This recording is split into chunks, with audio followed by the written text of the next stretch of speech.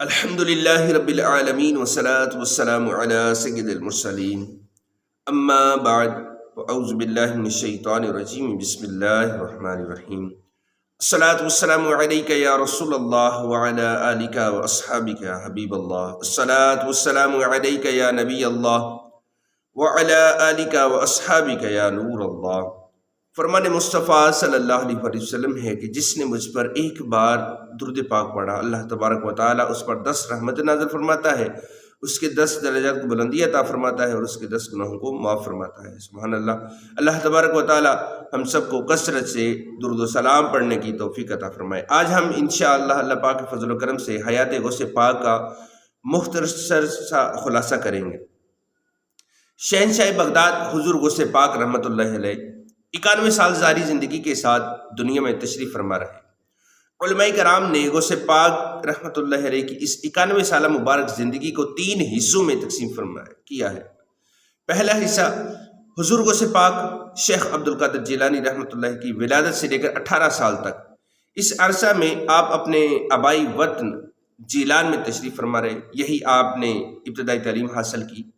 دوسرا حصہ 18 سال کی عمر مبارک سے لے کر 51 سال کی عمر مبارک تک، یہ کل 33 سال بنتے ہیں۔ اس عرصہ میں حضور غوث پاک رحمۃ اللہ علیہ بغداد تشریف لائے اور یہاں علم دین حاصل کیا۔ اسی دوران آپ نے خوب مجاہدات بھی کیے۔ آپ جنگلوں میں تشریف لے جاتے، تنہائی میں رہ کر اللہ پاک کی عبادت کرتے اور ذکر و فکر میں مصروف رہتے۔ اور تیسرا حصہ 51 سال کی عمر مبارک سے لے کر 91 سال کی عمر مبارک تک، یعنی کل 40 سال، اس عرصہ میں حضور غوث پاک رحمۃ اللہ علیہ نے باقاعدہ درس و بیان کا سلسلہ شروع کیا اور نیکی کی دعوت کو عام کیا، علم دین کی روشنی کو پھیلایا، ہدایت کے چراغ جلائے، لوگوں کو دین حق کی راہ دکھائی، سنتوں کو عام کیا اور ہزاروں بٹکے ہوئوں کو سیدھے رستے کا مسافر بنا دیا۔ اور کمال کی بات یہ ہے کہ حضور غوث پاک رحمۃ اللہ تعالیٰ کی زندگی مبارک کے ان تینوں مرحلوں کی ابتدا غیبی اشاروں اور بشارتوں کے ساتھ ہوئی۔ چنانچہ جس رات شہنشاہ بغداد حضور غوث پاک رحمۃ اللہ علیہ کی ولادت باسعادت ہوئی، اس رات آپ کے والد محترم حضرت ابو صالح موسیٰ جنگی دوست رحمۃ اللہ تعالیٰ کو خواب میں سرکار مدینہ قرار قلب و سینہ صاحب معطر سینہ صلی اللہ علیہ وسلم کی زیارت نصیب ہوئی۔ آپ صلی اللہ علیہ وسلم نے بیٹے کی مبارکباد دیتے ہوئے اور بشارت سے نوازتے ہوئے فرمایا، یا ابا صالح، اے ابو صالح، اعطاک اللہ ابنا، اللہ پاک نے تمہیں بیٹا عطا فرمایا ہے اور تمہارا یہ بیٹا میرا دوست بھی ہے اور میرا محبوب بھی ہے اور اللہ پاک کا بھی محبوب یعنی پیارا ہے۔ آپ صلی اللہ علیہ وسلم نے مزید فرمایا، اے ابو صالح، اولیاء کرام کے درمیان تمہارے بیٹے کی ویسی ہی شان ہوگی جیسے نبیوں اور رسولوں کے درمیان میری شان ہے۔ غوث اعظم درمیان اولیاء، غوث اعظم درمیان اولیاء چو محمد درمیان انبیاء، یعنی اولیاء کرام اولیاء اللہ کے درمیان غوث پاک رحمۃ اللہ علیہ کے ایسے ہیں جیسے انبیاء کے درمیان محمد مصطفیٰ صلی اللہ علیہ وسلم ہے۔ یعنی حضور غوث پاک رحمۃ اللہ علیہ کی ولادت باسعادت کے وقت بشارت، پھر جب آپ 18 سال کے ہوئے تو آپ کو ایک غیبی اشارہ ملا۔ آپ خود فرماتے ہیں کہ حج کے دن تھے، ایک بار مجھے جنگل میں جانے کا اتفاق ہوا تو اس وقت ایک بیل میرے آگے آگے چل رہا تھا۔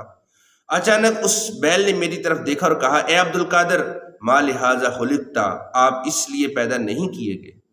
غوث پاک رحمۃ اللہ علیہ فرماتے ہیں کہ بیل کو یوں انسانی زبان میں باتیں کرتا سن کر میں گھبرا گیا اور گھر لوٹ آیا، اور پھر میں اپنے گھر کی چھت پر گیا تو مجھے اپنے گھر کی چھت یعنی جیلان شریف سے عرفات کا میدان نظر آنے لگا۔ تو میں نے میدان عرفات میں حاجیوں کو کھڑے دیکھا، تو اس کے بعد میں نے اپنی والدہ کی خدمت میں حاضر ہو کر عرض کیا، امی جان، مجھے راہ خدا میں وقف کر دیجیے، مجھے بغداد جانے کی اجازت دیجیے تاکہ میں وہاں علم دین حاصل کروں اور نیک لوگوں کی زیارت کروں۔ امی جان نے فرمایا، بیٹا، میں تجھے صرف اللہ پاک کی رضا کے لیے خود سے جدا کرتی ہوں اور آپ قیامت کے دن ہی تجھے دیکھوں گی۔ اور عیش کرنے رسول، یہ تھی سیرت غوث پاک کے دوسرے مرحلے کی ابتدا۔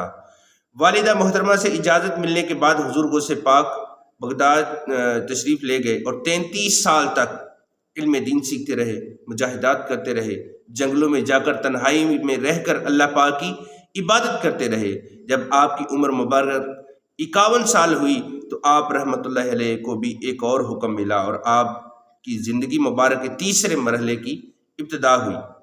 حضور غوث پاک شیخ عبد القادر جیلانی رحمۃ اللہ علیہ فرماتے ہیں کہ ایک روز مجھے ظہر کی نماز سے پہلے حالت بیداری میں سرکار علی وقار مکی مدنی تاجدار صلی اللہ علیہ وسلم کی زیارت نصیب ہوئی تو آپ صلی اللہ علیہ وسلم نے فرمایا، اے میرے بیٹے، تم واعظ و نصیحت یعنی درس و بیان کیوں نہیں کرتے؟ تو میں نے عرض کیا، حضور میں ایک عجمی ہوں، بغداد کے عربی زبان کے ماہر لوگ میرے سامنے ہیں تو میں ان کے سامنے کیسے بیان کروں؟ تو سرکار ذی وقار صلی اللہ علیہ وسلم نے فرمایا، اپنا منہ کھولو۔ تو میں نے منہ کھول دیا تو آپ صلی اللہ علیہ وسلم نے 7 مرتبہ میرے منہ میں اپنا لعاب دہن مبارک لعاب جو ہے ڈالا، فرمایا جاؤ اب واز کرو اور لوگوں کو نیکی کی دعوت دو۔ تو حضور غوث پاک شیخ عبد القادر جیلانی فرماتے ہیں پھر نماز ظہر کے بعد مجھے اسلام کے چوتھے خلیفہ امیر المؤمنین حضرت علی المرتضیٰ رضی اللہ عنہ کی زیارت نصیب ہوئی۔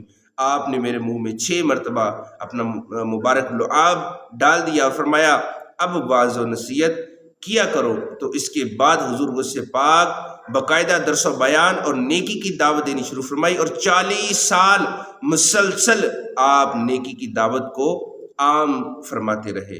حضور غوث پاک شیخ عبد القادر جیلانی رحمۃ اللہ علیہ ہفتے میں 3 دن بیان فرمایا کرتے۔ ابراہیم بن سعد رحمۃ اللہ علیہ فرماتے ہیں کہ حضور غوث پاک علماء والا لباس پہنتے، اونچی جگہ مثلا ممبر پر بیٹھ کر بیان فرماتے۔ حضور غوث پاک فرماتے ہیں ابتدا میں میرے پاس 2 یا 3 آدمی بیٹھا کرتے تھے، پھر آہستہ آہستہ لوگوں کا ہجوم ہونے لگا۔ لوگ دور دراز سے گھوڑوں، خچروں اور اونٹوں وغیرہ پر سوار ہو کر بیان سننے کے لیے آتے تھے۔ تو اس وقت تقریباً 70,000 کا اجتماع ہوتا تھا، تو بعد میں اس اجتماع کی تعداد مزید بڑھ گئی۔